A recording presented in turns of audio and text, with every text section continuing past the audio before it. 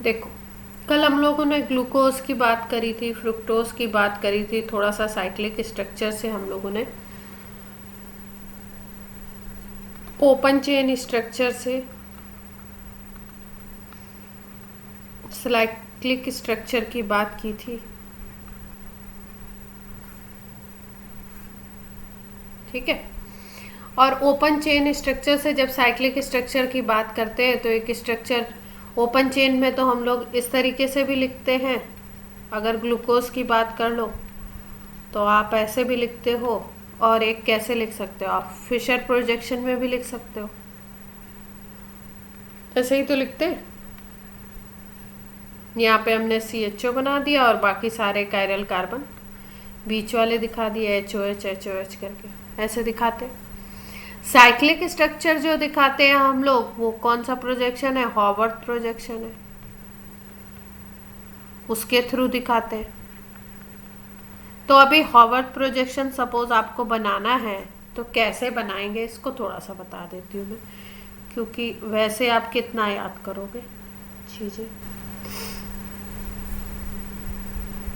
Structure की अगर बात करो ग्लूकोज का, तो ग्लूकोज के स्ट्रक्चर में क्या करना होता है? सबसे पहले आपको डी ग्लूकोज है, एल ग्लूकोज है, जो भी ग्लूकोज है उसका हमें स्ट्रक्चर स्ट्रेट चेन वाला बनाना है। और स्ट्रेट चेन वाले स्ट्रक्चर को बनाने के बाद उसको राइट हैंड साइड में टिल्ट करना है। ओपन चेन स्ट्रक्चर बनाइए, फिर उसको राइट हैंड साइड में क्या कर दीजिए? टिल्ट कर दीजिए। फिर उसके बाद जो आपका CHO ग्रुप है और जो आपका लास्ट वाला कार्बन होगा उसके बीच में क्या बनाना है? हेमी एसिटल ग्रुप बनाना है। और इस तरीके से करके स्ट्रक्चर हमारा तैयार होगा। तो बनाते हैं, बना के देखते हैं कैसे किया हमने। सपोज हमने ये ग्लूकोज का स्ट्रक्चर लिया,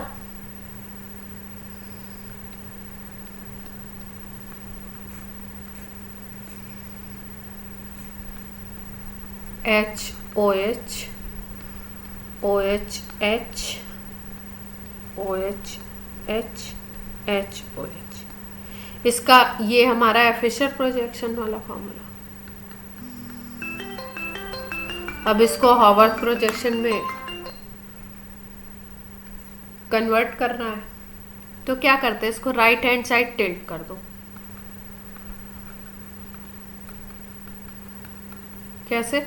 अब आपने इस स्ट्रक्चर को पूरा ऐसे रख दिया सपोज, ठीक है, कोई सीधे ऐसे स्टैंडिंग है और उसको क्या कर दिया हमने? ऐसे कर दिया। ठीक है, तो करके देखते हैं कैसे होगा ये।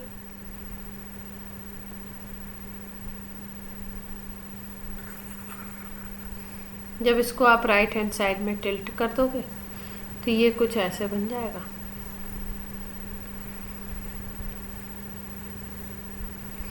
अगर यहाँ पे हम लिखें तो इसको हम ऐसे CHO लिखते हैं। इसको लिखूँ कैसे मैं? कॉपी में तो मैंने फोल्ड करके लिख दिया था। यहाँ पे CHO हो गया, यहाँ पे आपका CH2OH हो गया। ठीक है, अब देखो, जब इसको टिल्ट करोगे तो इधर वाली चीज़ें सारी ऊपर आ जाएंगी क्या? जब टिल्ट करोगे आप तो अब ऊपर वाली जो चीज़ें हैं, ये जो लेफ्ट हैंड साइड वाली चीज़ें हैं वो सारी ऊपर आ जाएंगी और ये नीचे की तरफ चला जाएगा। तो यहाँ पे H था, फिर क्या था? OH, फिर क्या था? OH, फिर क्या था? H। अब ये वाला पोर्शन सारा नीचे आ जाएगा। तो कैसे कैसे आएगा? OH H H OH। यहाँ तक बात क्लियर है? ये बन गया। अगर हम कार्बन को काउंट करते हैं तो ये सेकेंड, थर्ड, फोर्थ, फिफ्थ ये वाले कार्बन हमारे कायरल हैं, इनको हम कायरल कार्बन बोलते हैं। अब क्या करना है? अब इस तरीके से बन गया। अब इसको क्या करना होता है? अब इसको हमें इस तरीके से घुमाना होता है। ये जो CHO है ना, ये तो इधर पे ही रहेगा। इस स्ट्रक्चर को ऐसे घुमाना रिंग बनाने के लिए। तो अगर आपको रिंग बनानी, अब ये स्ट्रक्चर बन गए, ये फर्स्ट कार्बन है, ये सेकंड है, ये थर्ड है, ये फोर्थ है, फिफ्थ है, और ये वाला क्या हो गया, सिक्स्थ कार्बन हो गया। अब बाकी सारी पोजीशन आपको ऐसे ही रखनी है, मतलब सेकंड कार्बन पे ऊपर H नीचे OH, थर्ड पे आपका OH, फोर्थ पे आपका OH, फिफ्थ वाले पे HOH। अब बनेगा कैसे, जो आपका कंबाइंड हम करते हैं वो किसको किसको करते हैं, ये वाले कार्बन और इस कार्बन को कंबाइंड करते हैं ग्लूकोज में। और कौन सा फॉर्म बनाना होता है हमको, हेमी एसिटल फॉर्म। कोई साइक्लिक जब बनता है तो हेमी एसिटल फॉर्म बनता है। और हेमी एसिटल फॉर्म में मैंने क्या बताया था आपको, क्या अटैच होगा कहाँ से, हेमी एसिटल होता क्या है, किसने पढ़ा था, बोला था, अनुकृति बताइए, हेमी एसिटल क्या होता है। कौन सा ग्रुप है हेमी एसिटल,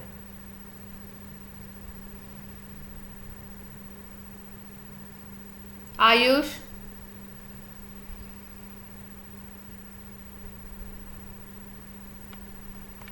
मेरी आवाज आ रही है।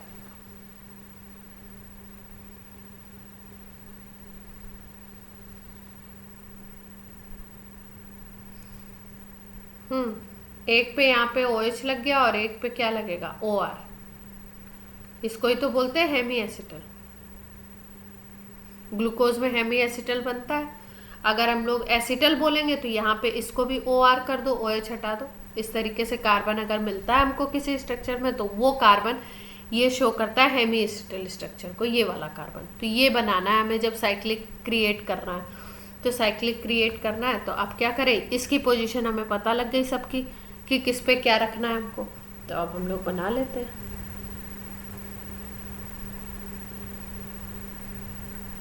यहीं पे बना देते हैं।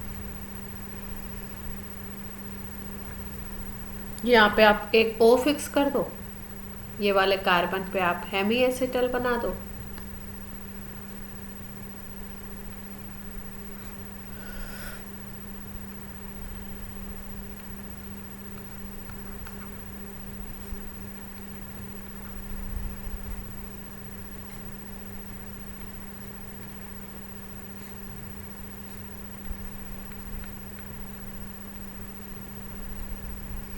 कैसे काउंटिंग करते हैं, फर्स्ट ये वाला हो गया, सेकंड ये है, थर्ड ये है, फोर्थ ये है आपका, फिफ्थ कार्बन ये है और सिक्स्थ कार्बन ये है।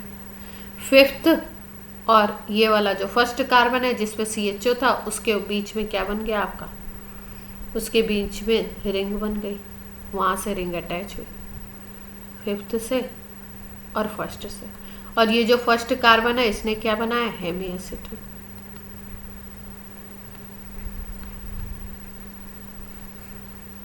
क्लियर है बात। अब कॉन्फ़िगरेशन चेक कर लो। जैसे ये फर्स्ट कार्बन है, सेकंड कार्बन पे देखो H ऊपर OH नीचे दिख रहा है हमें। थर्ड पे देखो OH ऊपर H नीचे, फिर फोर्थ पे OH ऊपर H नीचे, और फिफ्थ पे आपका क्या हो गया, फिफ्थ पे आपने क्या किया, ये CH2OH एक तरफ लगा दिया और एक तरफ H लग गया, क्योंकि ये वाला जो OH है ना ये आपका अटैक करता है CHO पे और वो इन्वॉल्व होता है इसमें, ये बनाने में, हेमी एसिटल बनाने में। ये वाला OH attack on CHO group and form hemiacetal. Clear हुई बात कि फिशर प्रोजेक्शन से हम लोग हॉबर्ट प्रोजेक्शन में कैसे जाएंगे। अब जैसे 6 मेंबर्ड है तो आपको पता है कैसे बनेगा, 5 है तो कितने कार्बन बनाने हैं, कितने ऑक्सीजन बनाने, वो तो हमें क्लियर है। लेकिन कई बार ऐसा होता है कि कौन सा, किसको H को ऊपर रखना है, OH को नीचे रखना है, तो वो हमें पता चल गया। इसको राइट हैंड साइड कर लो और ऐसे बना दो। क्लियर।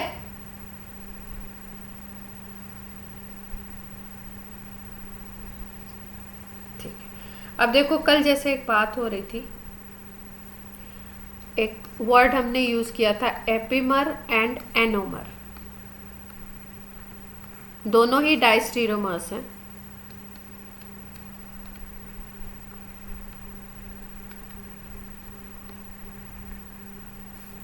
लेकिन अगर हम बात करें तो डिफरेंस क्या आता है, क्या डिफरेंस है?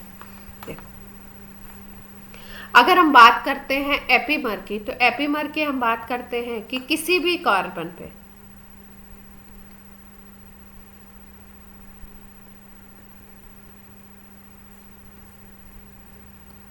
डिफरेंट कॉन्फ़िगरेशन आपको मिलता है,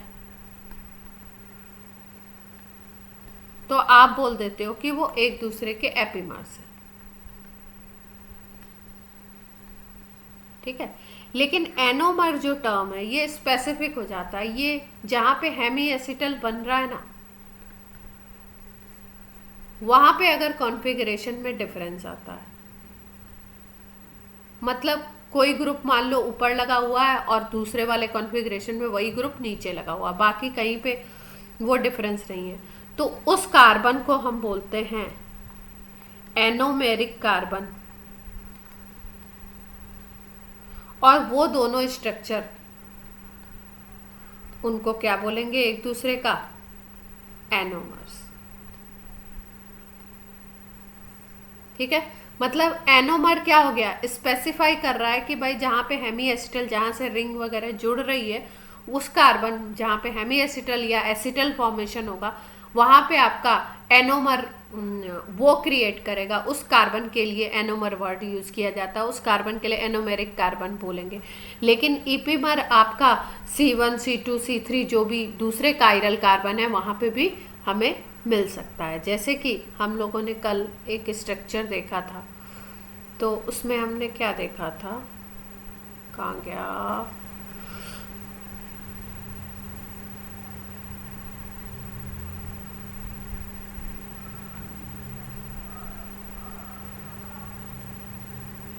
ये क्वेश्चन है ना, ये वाला, ये आपका बोर्ड का क्वेश्चन है, ध्यान रखिएगा।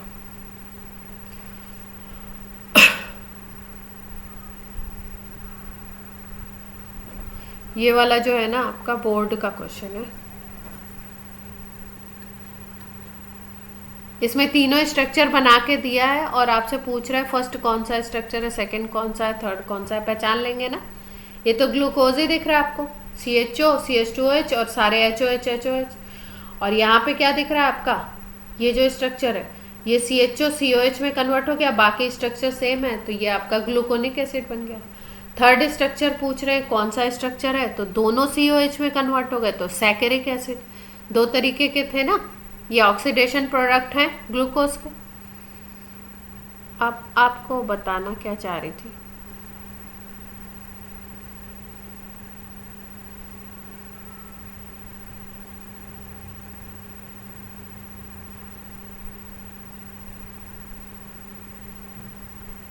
ये देखो, अगर हम लोग इस कार्बन को देखें, ऑब्जर्व करें, ये वाला कार्बन देख पा रहे हैं सब लोग?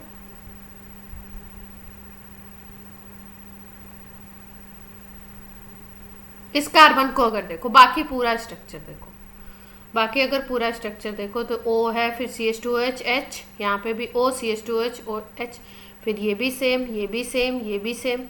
अगर इस कार्बन को केवल देखो तो यहाँ पे OH नीचे की तरफ है और यहाँ पे OH कहाँ पे है, ऊपर की तरफ है। ग्लूकोज का स्ट्रक्चर है तो ग्लूकोपाइरेनोज बोल रहे हैं क्योंकि 6 मेंबर्ड रिंग बनी हुई है, ये नाम दिया है। डी और एल आपको पता ही है किस बेसिस पे देते हैं हम लोग, डी और एल के बारे में मालूम है। यहाँ पे टर्म यूज किया गया अल्फा, यहाँ पे टर्म यूज किया गया बीटा। सबसे पहली बात, ये जो कार्बन है जो हेमी एसिटल बना रहा है, जिसपे C है, OH है और इधर O और ये पूरी कार्बन की रिंग है, OR है, तो ये हेमी एसिटल वाला है। तो ये जो कार्बन है ना, इसको हम बोलेंगे एनोमेरिक कार्बन। क्यों एनोमेरिक कार्बन बोल रहे हैं? क्योंकि यहाँ पे OH की पोजीशन ऊपर की तरफ है, यहाँ पे OH की पोजीशन प्लेन के नीचे की तरफ होगी। तो इसका मतलब जहाँ पे प्लेन के नीचे की तरफ होता है उस जो एनोमेरिक फॉर्म होता है उसको अल्फा नाम दे देते हैं, और जहाँ ऊपर की तरफ होता है उस एनोमेरिक फॉर्म को हम लोग बीटा नाम देते हैं। और ये स्ट्रक्चर और ये स्ट्रक्चर एक दूसरे के क्या हो गए, एनोमर्स। क्लियर है इतनी बात?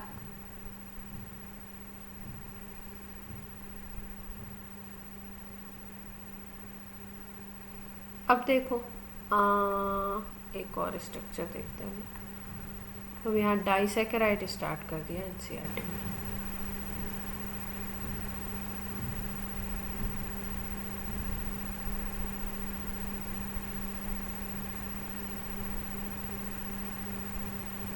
पहले ग्लूकोज का दिया हुआ। अच्छा, कल हम लोगों ने क्या ओपन किया था? बायोमोलिक्यूल का।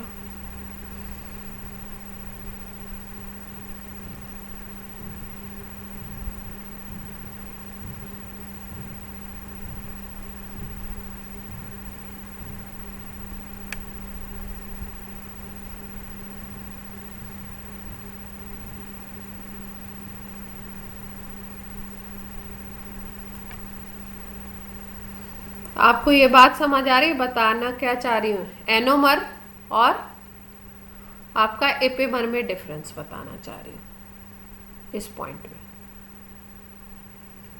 अब देखो, इनको देखते हैं। ये देखो, ये दिए हुए ये कंपाउंड्स हैं आपके डी वाले। तो डी वाले को अगर देखो तो यहाँ पे एपिमर का एग्जांपल दे। ये फर्स्ट कार्बन अपना, सेकंड, थर्ड, फोर्थ, ठीक है। और ये है आपका डी गैलेक्टोज, ये वाला आपका है डी ग्लूकोज। अगर दोनों को देखो तो यहाँ पे बाकी सारा स्ट्रक्चर सेम है, केवल डी गैलेक्टोज में फोर्थ कार्बन और ग्लूकोज में फोर्थ कार्बन में कॉन्फ़िगरेशन का डिफरेंस है। मतलब ये लेफ्ट में आ रहा है और ये राइट में आ रहा है। इधर यही ग्रुप आपका लेफ्ट में हो गया, इधर ये राइट में आ गया। मतलब अगर आप राइट टर्न करोगे तो ये अबव पोजीशन लेगा ये वाला, और ये वाला बिलो पोजीशन लेगा। और इसमें यहाँ पे ये अबव हो जाएगा और ये बिलो हो जाएगा। लेकिन ये कहीं से भी, ये जो बीच वाले ग्रुप हैं, ये कहीं से भी आपके जो हेमी एसिटल बनाएगा वो हेमी एसिटल फॉर्मेशन में ना तो ग्लूकोज में और ना ही गैलेक्टोज में ये पार्टिसिपेट करेंगे। ये रिंग के बीच में है, तो इनको हम लोग बोलते हैं एपीमर्स। इसको और इसको एपीमर्स बोलेंगे, और ये एपीमेरिक कार्बन हो गए।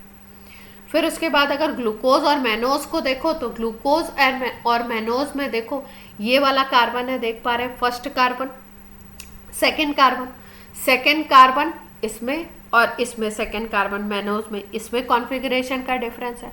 तो ये सेकेंड कार्बन वाले क्या हेमी एसिटल बनाते हैं? सेकेंड वाला पार्टिसिपेट करता है? सेकेंड भी पार्टिसिपेट नहीं करता, तो इनको हम एपीमर्स बोल रहे हैं। और अगर ये कहीं फर्स्ट कार्बन की बात कर रहे होते कि फर्स्ट कार्बन पे कॉन्फ़िगरेशन डिफरेंस है, तो हम लोग उसको क्या बोल देते? ये देखो यहाँ पे एनोमर्स भी दिखाया गया। ये देखो अल्फा ग्लूकोज और ये बीटा ग्लूकोज की बात की जा रही है। और इसमें अगर एनोमेरिक कार्बन की बात करो तो एनोमेरिक कार्बन कौन सा होगा? ये HOH कहाँ पे डिफरेंस दिख रहा है आपको कॉन्फ़िगरेशन में? अल्फा और बीटा में। देखिए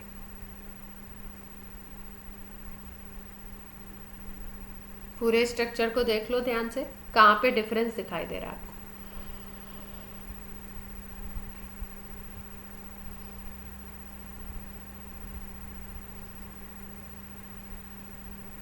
ये वाले पे है ना,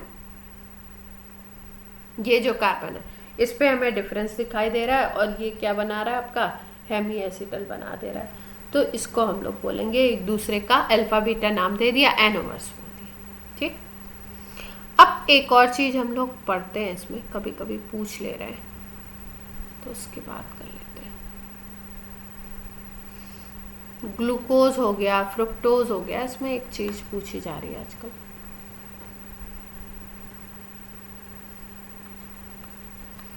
न्यूट्रल रोटेशन।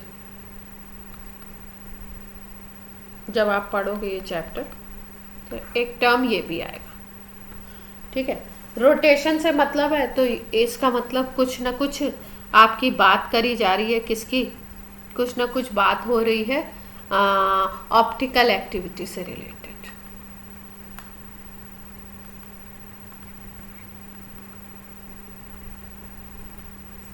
अब देखो ये मेटा रोटेशन है क्या?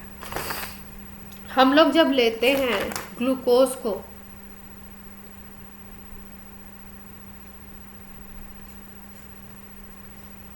ठीक है, और हम सपोज ले लिया हमने फ्रुक्टोज को।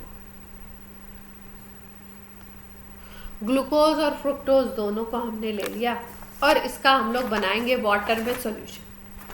क्या प्रिपेयर करना है हमको? Solution in water. तो होता क्या है देखो, अगर हमने ले लिया अल्फा ग्लूकोज और अल्फा एक ही कंपाउंड का लेना है,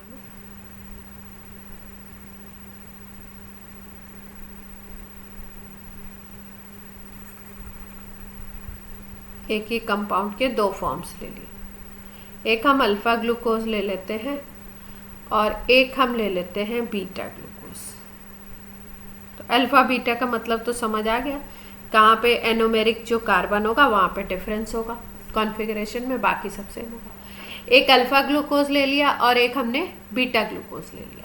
अब दोनों साइक्लिक है, अल्फा बीटा वर्ड यूज़ कर दिया, तो इसका हम ऑप्टिकल रोटेशन चेक करते हैं और इसका भी ऑप्टिकल रोटेशन चेक किया जाता है एक्सपेरिमेंट के थ्रू। तो ऐसा देखा गया कि अप्रॉक्स इसका 112, ये वैल्यू आपको याद रखने की ज़रूरत नहीं, बस बात समझने की बात है। 112.2 डिग्री ऐसा कुछ आता है और इसका 17 या 18 के अराउंड आता है बीटा ग्लूकोज का, दोनों का। इस तरीके का हमें ऑप्टिकल एक्टिविटीज़ में देखने को मिलती है, ऑप्टिकल रोटेशन इतना मिलता है। अब क्या करें हम लोग, इसको अल्फा ग्लूकोज को ले लिया और इसका वाटर में सॉल्यूशन बना दिया, डिसॉल्व कर दिया इसको। जब इसका वाटर में सॉल्यूशन बना देते हैं ना और फिर से ऑप्टिकल रोटेशन चेक करते हैं, तो हम लोग देखते हैं कि इसका ऑप्टिकल रोटेशन 52.7 डिग्री हो जाता है। और इसी तरीके से हम लोग बीटा ग्लूकोज को भी लेते हैं, इसको भी वाटर में डिसॉल्व करते हैं, तो इसका भी जो सॉल्यूशन बनता है एक्वस सॉल्यूशन, उसका भी optical rotation 50 same to same हो जाता है। भाई जब ये सॉल्यूशन में नहीं था तब 112.2 डिग्री था और इसका 18 था। अब क्या हुआ, जैसे ही हमने सॉल्यूशन बनाया हम देखते क्या है, दोनों का ऑप्टिकल रोटेशन क्या हो गया, सेम हो गया। तो इससे इंटरप्रिटेशन क्या निकला, इससे इंटरप्रिटेशन ये निकला कि भाई कुछ ना कुछ तो वाटर में डिसॉल्व करने के बाद कोई ऐसा चेंज आ रहा है जिसमें कंपाउंड क्या हो रहा है, कुछ सेम बनने लगता है ना, कुछ तो सेम बन रहा है जिसकी वजह से ऑप्टिकल एक्टिविटी में ऑप्टिकल रोटेशन 52.7 डिग्री आता है। ठीक है, तो अब क्या किया, अब क्या इन्होंने किया, अब थोड़ा थोड़ा दोनों फॉर्म्स को ले लिया, अल्फा ग्लूकोज भी ले लिया साइंटिस्ट ने, थोड़ा सा बीटा ग्लूकोज भी ले लिया, अब दोनों को मिक्स कर दिया और वाटर में सॉल्यूशन बना दिया। जब सॉल्यूशन बनाया फिर से चेक किया ऑप्टिकल रोटेशन, तो अब ऑप्टिकल रोटेशन चेक कर रहे हैं, तो अभी भी जो ऑप्टिकल रोटेशन मिक्सचर का आ रहा है वो क्या आ रहा है, 52.7 डिग्री, वही वाली वैल्यू आ रही है। तो इसका मतलब क्या है कि जब अलग अलग आप रखते हो और सॉल्यूशन में नहीं है तब तो ऑप्टिकल रोटेशन अलग अलग है, लेकिन जैसे ही आप सॉल्यूशन में चाहे एक साथ मिक्स करके डाल रहे हो या अलग अलग यूज़ कर रहे हो उसका सॉल्यूशन और उसका ऑप्टिकल रोटेशन चेक कर रहे हो, तो 52.7 डिग्री अप्रॉक्स ये मिल रहा है हमको। तो इस प्रोसेस को बोलते हैं हम लोग म्यूटा रोटेशन। क्या मतलब है कि अगर आप सॉल्यूशन बनाते हो किसी के अल्फा फॉर्म, किसी सेम कंपाउंड के अल्फा फॉर्म का, बीटा फॉर्म का एक्वस सॉल्यूशन बनाते हो, तो उनका ऑप्टिकल रोटेशन कुछ भी हो, बाद में वो ऑप्टिकल रोटेशन एक सेम वैल्यू पे चला जाता है और इस प्रोसेस को हम बोलते हैं mutarotation. Same value of different alpha and beta forms in solution phase.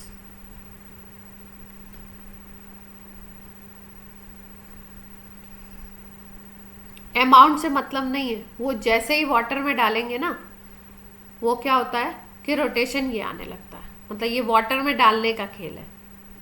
तो बेसिकली होता क्या है, देखो अगर आपसे पूछा जाए रीज़न क्या है इसका कि म्यूटर रोटेशन हुआ, मतलब ये एंगल सेम आया कैसे, तो होती क्या चीज़ है, होती ये चीज़ है कि जैसे आपने अल्फा फॉर्म लिया था,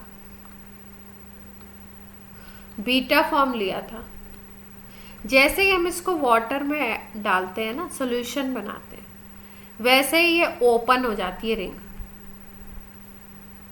ओपन चेन स्ट्रक्चर में ये कन्वर्ट हो जाता है। मतलब साइक्लिक जो स्ट्रक्चर है वो किस में कन्वर्ट हो जाएगा, ओपन चेन में। तो अलग अलग आप सोल्यूशन बनाओ या मिक्सचर में मिक्स करके सोल्यूशन बना दो एक्व सोल्यूशन, दोनों केसेस में क्या होगा, alpha form and beta form को क्या बनना है, ओपन चेन स्ट्रक्चर।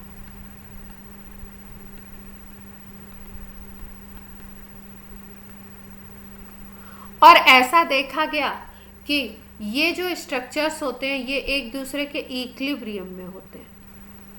मतलब क्या है कि अल्फा, बीटा और आपका जो ओपन चेन स्ट्रक्चर है, ये तीनों क्या होंगे, एक टाइम ऐसा आता है कि ये तीनों एक दूसरे के क्या होते हैं, धीरे धीरे एक डिसॉल्व होने के बाद एक दूसरे के इक्विलिब्रियम में आ जाते हैं। और जब इक्विलिब्रियम में आ जाते हैं तो एक दूसरे में इंटर कन्वर्ट होते रहते हैं, इंटर कन्वर्ट होते रहते हैं। तो जब आप निकालते हो इसका ऑप्टिकल रोटेशन, तो ऑप्टिकल रोटेशन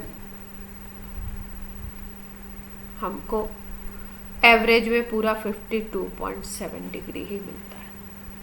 ये जो वैल्यू है ये किसकी है, इक्विलिब्रियम की वैल्यू।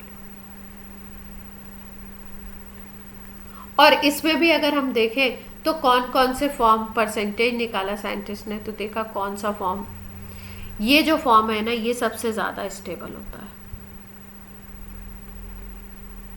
इसका परसेंटेज अप्रॉक्स 74% मिलता है। अल्फा की अगर बात करें तो अल्फा हमको मिलता है 26%, ये लेस स्टेबल होता है। अल्फा बीटा में अगर बोलो तो ये लेस स्टेबल हो जाएगा। और ओपन का अगर परसेंटेज देखो तो 0.2%। ठीक है, तो ये जो पूरा प्रोसीजर है, ये जो म्यूटर रोटेशन का कॉन्सेप्ट आया, ये जो रोटेशन सेम हो गया, अलग अलग रोटेशन होते ही सोल्यूशन में जाते ही उसका बेसिक रीज़न अगर आपसे पूछा जाए तो आप रीज़न क्या बताओगे कि opening of chain. Ring structure से क्या बन गया आपका, ओपन चेन स्ट्रक्चर बन जाता है सॉल्यूशन फेज में, और इसकी वजह से ये प्रोसेस होता है म्यूटर रोटेशन। क्लियर है बात?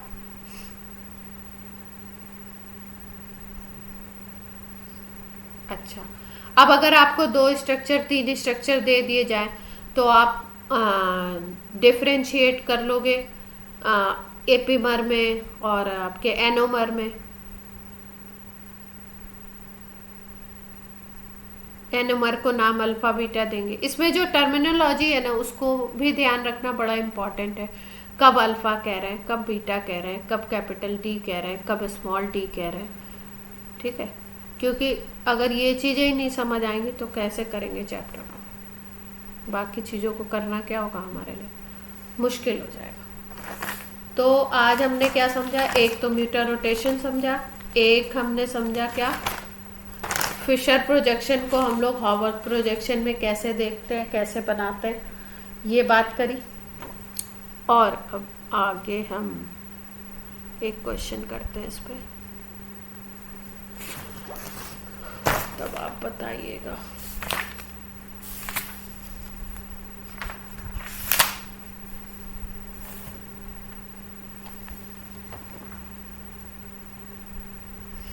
क्वेश्चन है जैसे थ्योरेटिकल टाइप क्वेश्चन है, glucose can be explain, reactions of glucose can be explained only by its cyclic structure.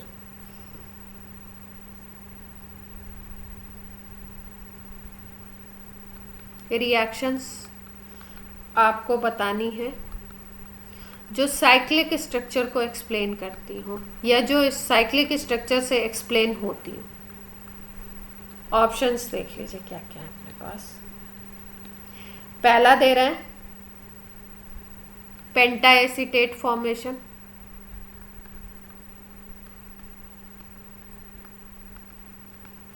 दूसरा है हाइड्रोक्सिल एमीन से reaction and formation of oxime. Third है pentaacetate of glucose does not react with hydroxyl amine.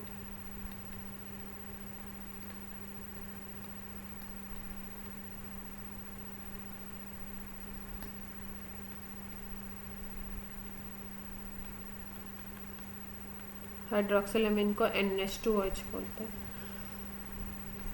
And glucose is oxidised by HNO3 to form gluconic acid. चलो कौन सा option सही होना चाहिए?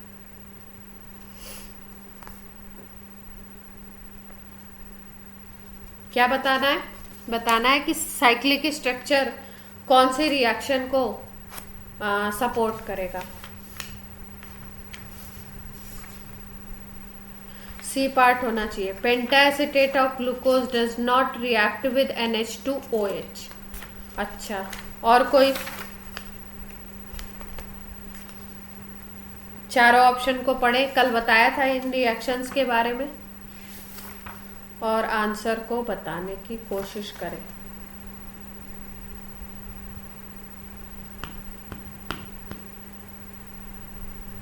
सबका आंसर यही है या किसी और का कोई और हो तो बता दो, ध्यान से सोच लो।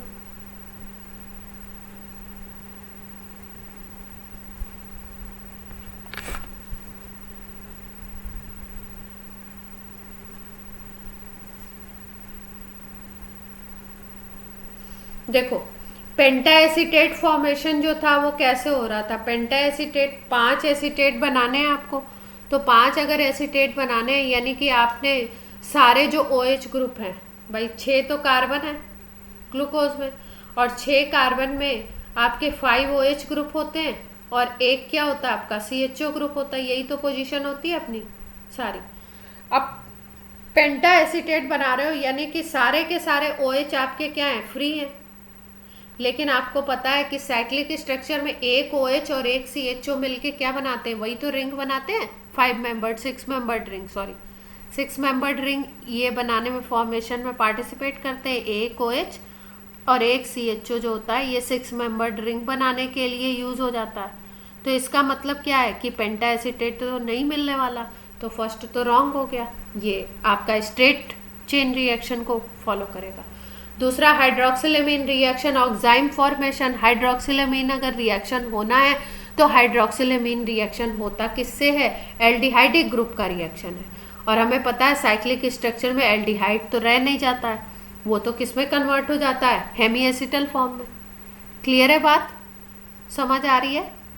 तो ये भी रॉन्ग हो गया।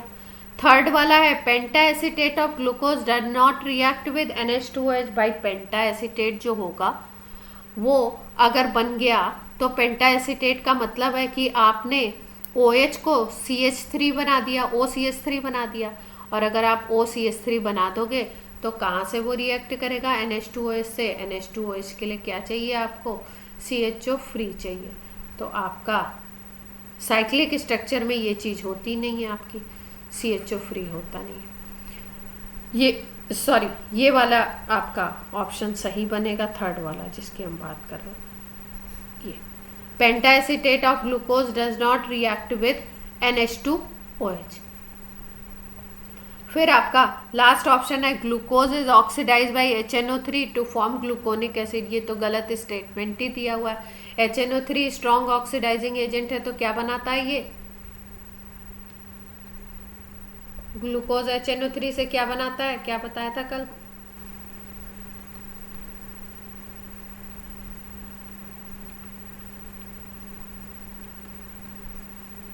HNO3 के साथ ग्लूकोनिक बनाएगा। सैक्रिक किसके साथ बनाया था?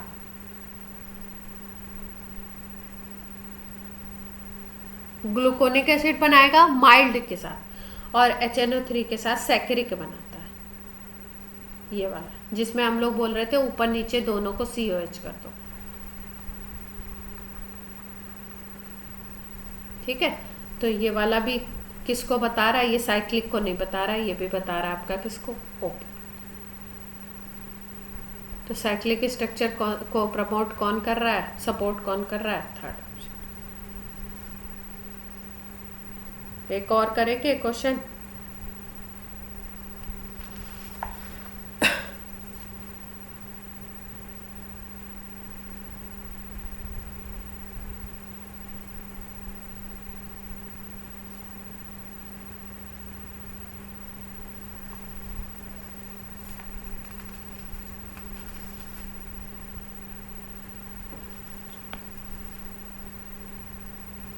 एक क्वेश्चन है, साइनोहाइड्रिन वाला रिएक्शन लिखा हुआ है, कहीं पे भी साइनोहाइड्रिन रिएक्शन है, मतलब क्या बात हो रही है, CH2OH एल्डिहाइड ग्रुप की रिएक्शन है और उस पर HCN को जोड़ना है, ये रिएक्शन लिखा है।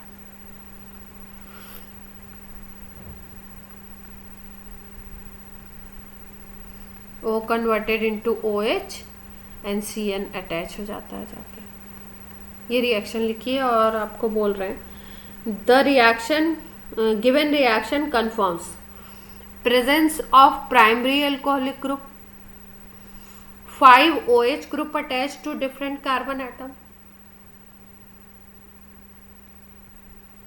presence of 1 degree alcoholic group।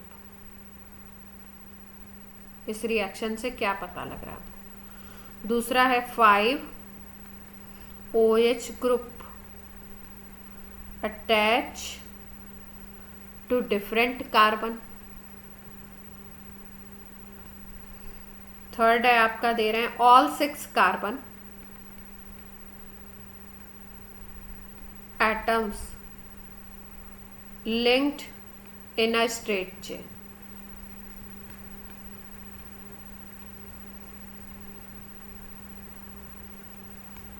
और फोर्थ ऑप्शन है presence of carbonyl group in glucose. आर्ची के अलावा कोई जवाब देगा। सबको आवाज आ रही है मेरी? हाँ, चलो ट्राई करो।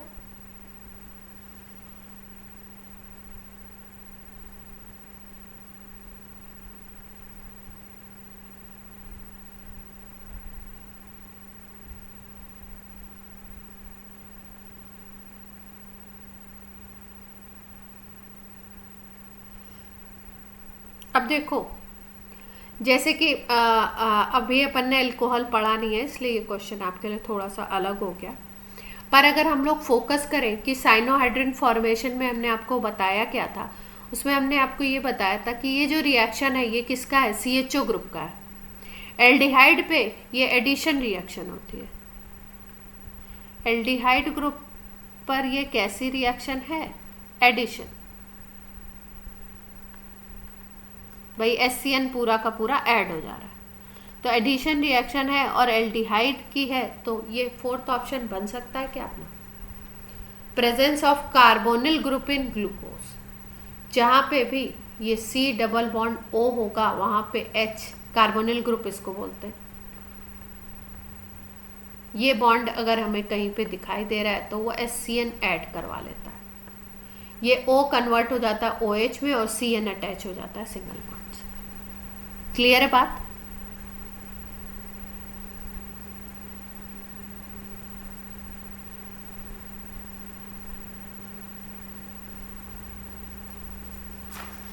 यस नो कुछ तो बोलो भाई। नहीं समझ आया तो बोलो नहीं समझ आया, आया तो बोलो आया। ये क्लास में बड़ी शांति है, क्या बात है। अच्छा देखो,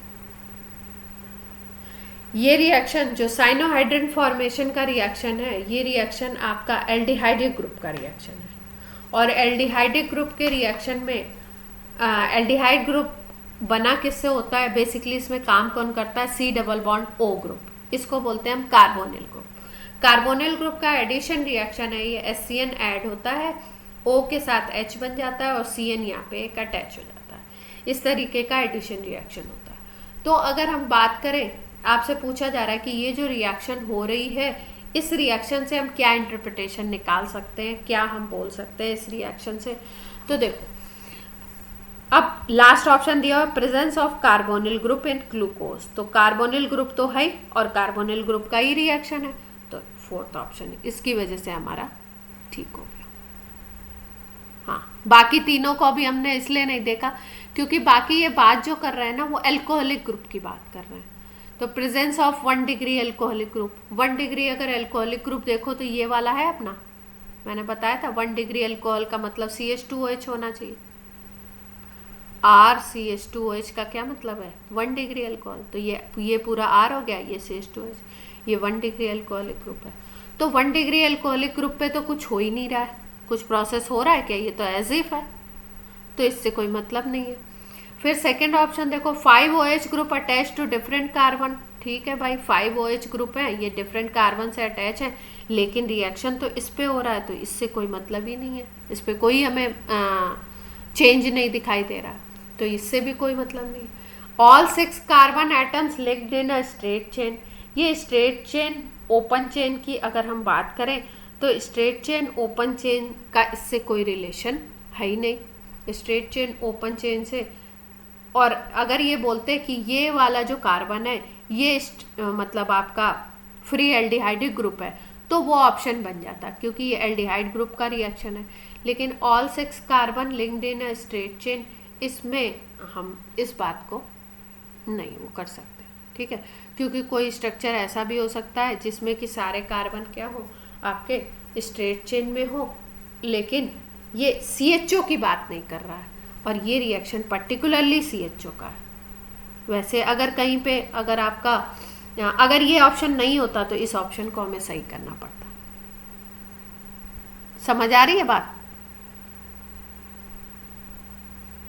हाँ, इस रिएक्शन का कोई लेना देना, ये जो रिएक्शन हो रहा है ये स्ट्रेट चेन को बेसिकली स्ट्रेट चेन स्ट्रक्चर अगर ग्लूकोज का है तो वही शो करेगा आपका CHO ग्रुप, CHO उसी में फ्री होगा और CHO ग्रुप की रिएक्शन यही शो करेगा।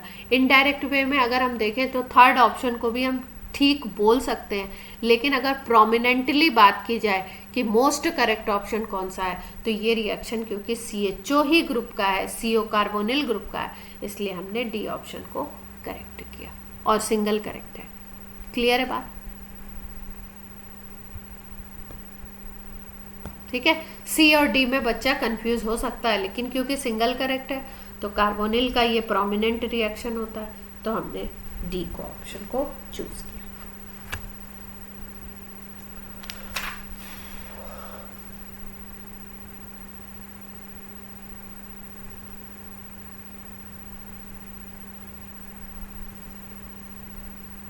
एक क्वेश्चन है नेम द रिएक्शन, ये बन रहा है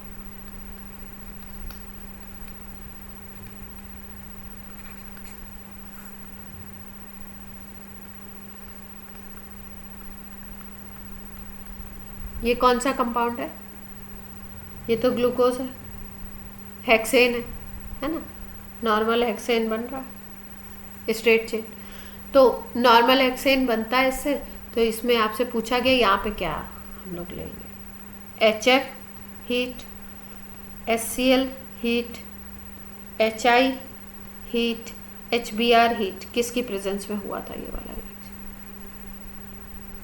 कल पढ़ा था हमने, पहला ही रिएक्शन था ये शो करता है कि जो कार्बन है वो क्या है इसमें, ये रिएक्शन शो करता है कि ये स्ट्रेट चेन है इसमें, क्योंकि इसमें कंपाउंड जो बना वो कैसा बना, प्रोडक्ट जो बना वो कैसा बना, स्ट्रेट चेन बना।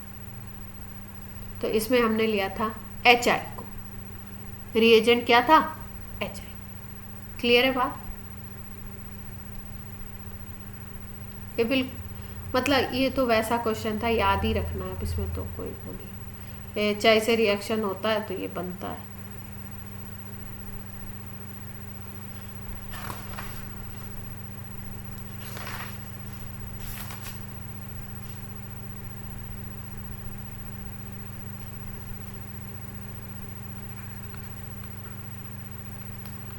Not true about glucose. Options,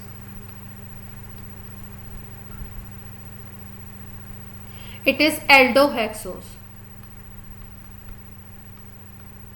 Aldo का मतलब एल्डिहाइड ग्रुप, हेक्सोस का मतलब 6 कार्बन। तो ये सही है ना एल्डे इसके बारे में, ग्लूकोज के बारे में।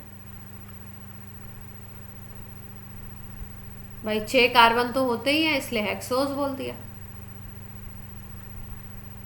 और एल्डो किस लिए बोला? CHO ग्रुप होता है, एल्डिहाइड है।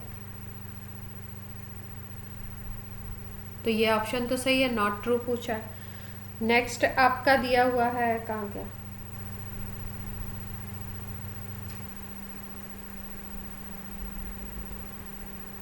नेक्स्ट उसी ऑप्शन को बना दिया, on heating with HI form N hexane. ये भी सही है, अभी देखा हमने। सी ऑप्शन दिया है, it is present in furanose form. Furanose बोलते हैं, फर्नोस नहीं। फुरानोस फॉर्म में होता है क्या ये? It does not give 2,4-DNP test. 2,4-DNP test होता है आपका एल्डिहाइड, और उसके लिए करते हैं हम लोग, कार्बोनिल ग्रुप के लिए करते हैं। 2,4-डाइनाइट्रोफिनाइल हाइड्रोजीन रिएजेंट इसमें हम यूज करते हैं। तो ये ग्लूकोज जो होता है ये वाला टेस्ट नहीं देता है। क्यों नहीं देता है? क्योंकि इसमें जो CHO है ना, वो साइक्लिक स्ट्रक्चर में चला जाता है। तो साइक्लिक स्ट्रक्चर में ये वाली रिएक्शन प्रमोट बताती है आपको कि साइक्लिक स्ट्रक्चर होता है। एक ये थी, और एक कौन सी थी? एक NaHCO3 सोडियम बाइसल्फेट का एडिशन, सल्फाइड का एडिशन। ये दोनों रिएक्शन बताती हैं कि ग्लूकोज का स्ट्रक्चर कैसा होता है, साइक्लिक होता है।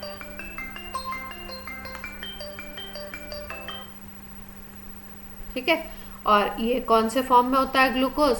6 मेंबर्ड रिंग बनती है ना, पायरेनोज बोलते हैं, ग्लूकोपायरेनोज बोलते हैं। जैसे फ्रुक्टोज की अगर बात करते हैं तो फ्रुक्टो बोलते हैं उसमें, तो वो बन जाता। तो ऑप्शन अपना क्या हो गया? ये वाला हो गया। ऐसे क्वेश्चंस कर लें क्या आप लोग? जल्दी से बताइए। थोड़ा प्रैक्टिस करनी पड़ेगी, थोड़ा स्ट्रक्चर बनाएंगे, थोड़ा देखेंगे अच्छा कौन सा क्या रिएक्शन दे रहा है, क्या बात करी जा रही है, साइक्लिक कौन है, साइक्लिक कौन है। जितने ऐसे जो चैप्टर्स होते हैं ना, जितने टर्म्स इसमें यूज़ किए जा रहे हैं, नए नए जो वर्ड्स आ रहे हैं, उनका हमें मीनिंग पता होना चाहिए स्ट्रक्चर में, क्योंकि कई बार उन स्ट्रक्चर से ही क्वेश्चन हमारे फ्रेम कर दिए जाते हैं। कुछ तो जैसे चीज़ें होती है कि आपको लर्न करना ही है, भाई ग्लूकोज में इतने कार्बन होते हैं और इस तरीके से अटैच होते हैं, वो आपको याद करना ही पड़ेगा। अब स्ट्रक्चर में भी देखो कौन कौन से आपको करने हैं। जैसे ग्लूकोज का स्ट्रक्चर आपको बनाने आना चाहिए, फ्रुक्टोज का आना चाहिए, गैलेक्टोज, सुक्रोज, और एक और था, 5 स्ट्रक्चर थे, एक और मैं बता दूंगी। ये तो आने ही चाहिए स्ट्रक्चर।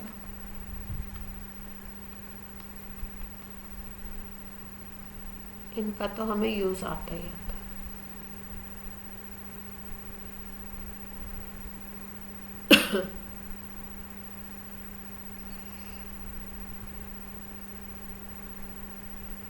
अब हम लोग अगर बात करें तो अपना ग्लूकोज का जो पार्ट है ना, वो पूरा पूरा खत्म हो गया है। कौन से रिएक्शन होते हैं, कैसे कैसे रिएक्शन करता है। अब फ्रुक्टोज भी कुछ इसी तरीके से है, तो एक बार फ्रुक्टोज को करके देखिएगा, नहीं तो बता दूंगी। अब हम लोग करेंगे डाइसैकेराइड पेप्टाइड बॉन्ड के बारे में, और पॉलीसैकेराइड कैसे बनता है। पॉलीसैकेराइड खूब पूछ रहे हैं आजकल। पॉलीसैकेराइड जैसे ये स्ट्रक्चर है ना, अब पूछ लेते हैं एमाइलोज का, कुछ 20 से उठा के पूछ लेंगे कि किस एमाइलोज जो बन रहा है आपका, इसमें किस कार्बन से किस कार्बन की लिंकिंग है। एमाइलोपेक्टिन बन रहा है तो किस कार्बन से किस कार्बन की लिंकिंग है। स्टार्च किससे बना हुआ होता है, ग्लाइकोजन किससे बना होगा, सेलुलोज किससे बना होगा। एटलीस्ट एनसीईआरटी में जितने आपके पॉलीसेकेराइड दिए हुए हैं उनको तो हमें करना ही पड़ेगा।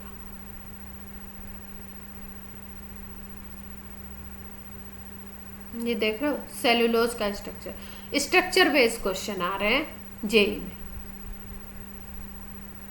अब 12th में तो आपको पैटर्न बता दूंगी, उसके हिसाब से कर लीजिएगा। 12th में तो पैटर्न के हिसाब से चलेगा पेपर। ये वाला सारा पोर्शन है ना बायोमोलिक्यूल में, डीएनए, आरएनए, प्रोटीन।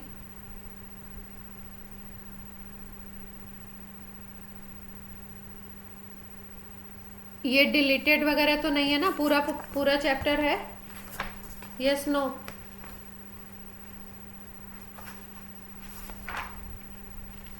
आपने सिलेबस पूरा चेक किया है?